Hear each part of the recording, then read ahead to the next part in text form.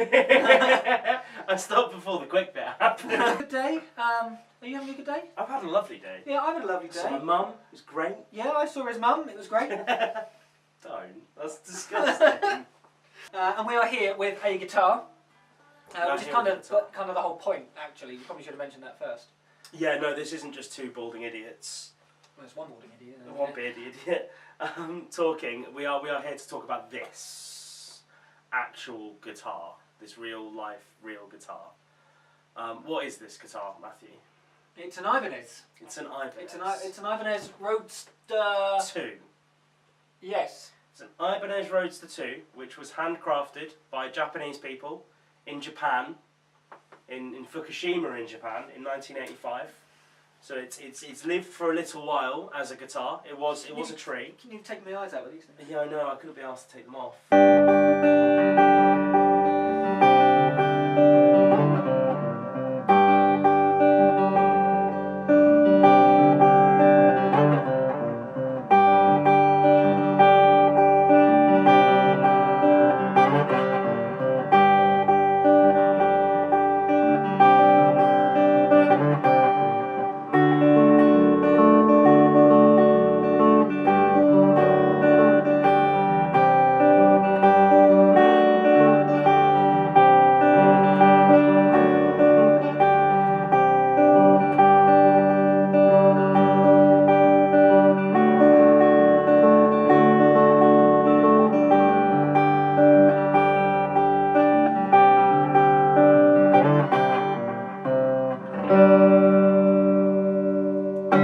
I bought this guitar recently. I actually rescued it from a shelter.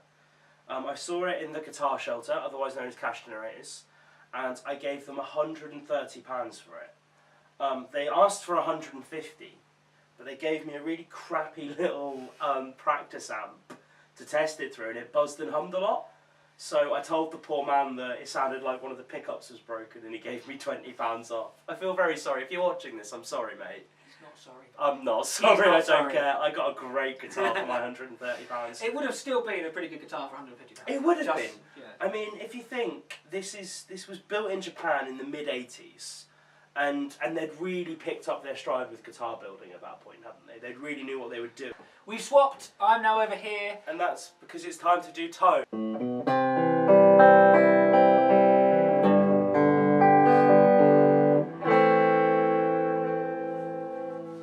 That's just the neck pickup. And we got the.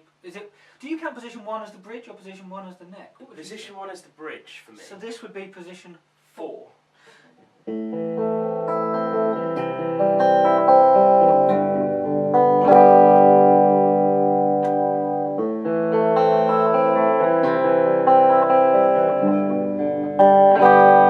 That's a lot louder as well. It is, isn't it? That middle pickup is quite spiky. But I think that's because I have it set quite high, so I can do the quacky in between, you think? The neck pickup is quite low on the bass end as well, but yeah, that's still nice, isn't it? And this is position 2.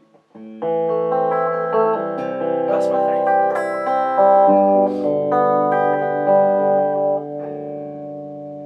That's got quite a... I'd say that's the closest to a Strat, really. That is... It's my favourite tone on the guitar.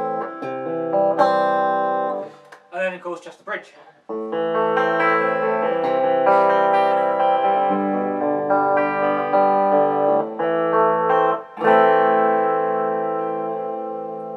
Which, to my ears, it falls down because it has a little bit too much of that ice pick high stratty thing. You know how a Strat will sometimes be just a little too spiky? Nice though, it's got a really pleasant quality, it's just not the most usable tone. It's a bit sharp. Do you want to make it dirty?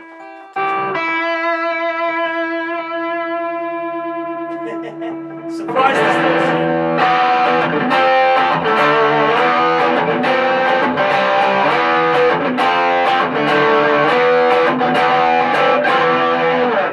That's a dirty tone, but where this guitar really comes into its own is if you put it back into that second position, Matt, and then you flick that little toggle switch up. Ah, the toggle. now we have an in-series wiring, and this thins the sound down and makes it almost unusable for a clean tone. If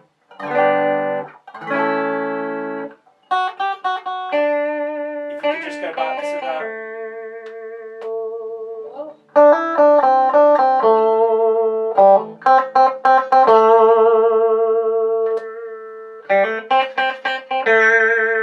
It sounds like you've activated a duck. But when you put some grit over that in-series tone,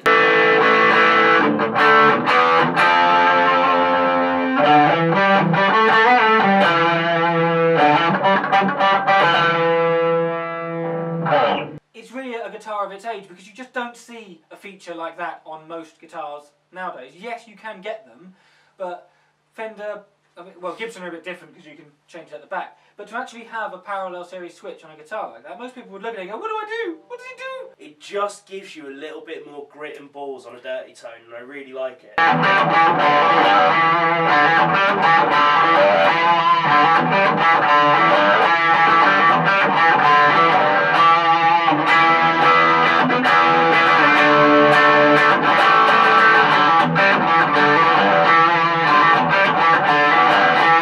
think what we need to do now is talk about the gripes.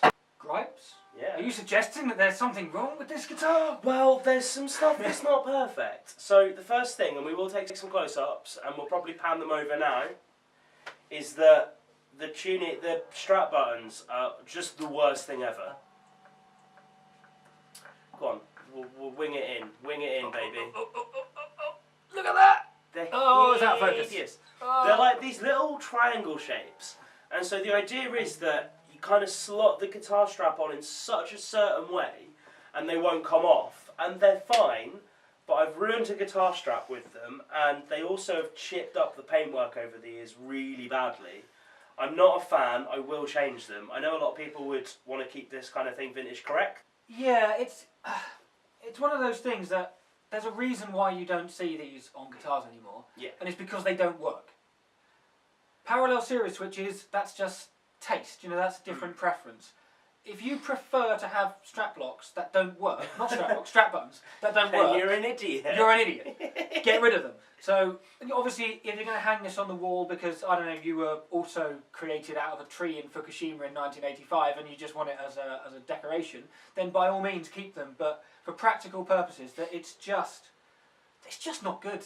You would expect for a guitar of this sort of age, the frets, as in the general neck, shows signs of wear and tear. You can especially see it on the second fret. The fretboard shows wear, but the frets are fine. The frets are lovely. The frets came out. I don't know if you cleaned them up for me, but they almost look like they've just been polished. They did have a bit of a general polish when I thought first gave it a service, as standard for all Orcus services and setups. The other thing is that the bridge is a bit weird. It is. I don't know what they call it.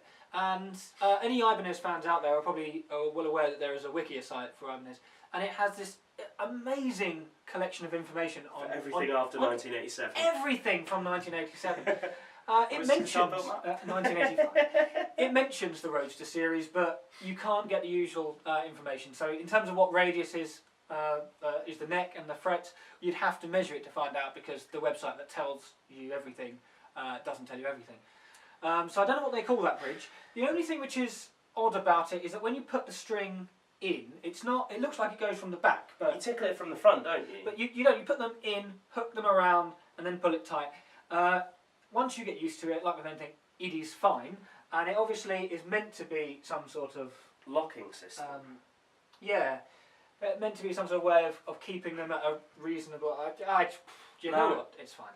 It's good enough that you don't need to replace it, but I would totally understand if somebody wanted to. And you could slap a Floyd in there. I think if you were good enough at patching things up, or you came to your local neighbourhood Orcus, we could definitely get a hardtail strap bridge in there, probably even some kind of modern trem system on there. That is obviously a trem system, given that it's got a hole and it's got springs, but... Yeah, the interesting thing is this guitar had a block of wood in the back of it, which is a really common modification that you can do to a Strat style bridge.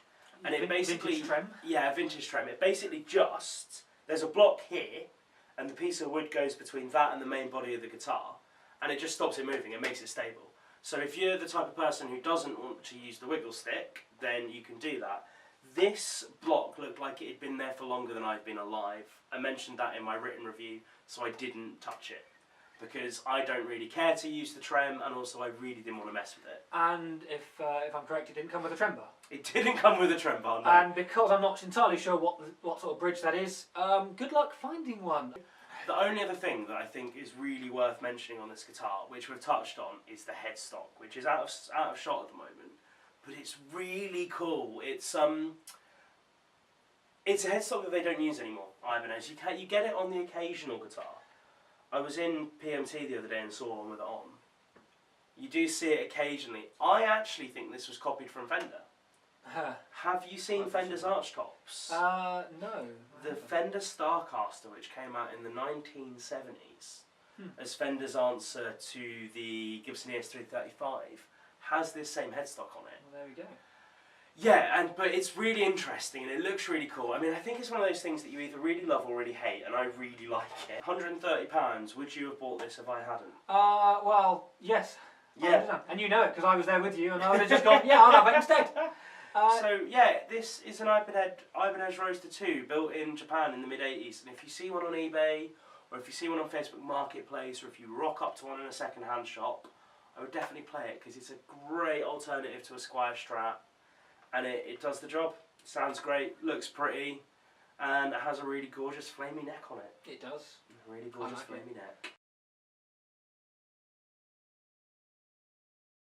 That works. Oh, look at that. Oh, yeah.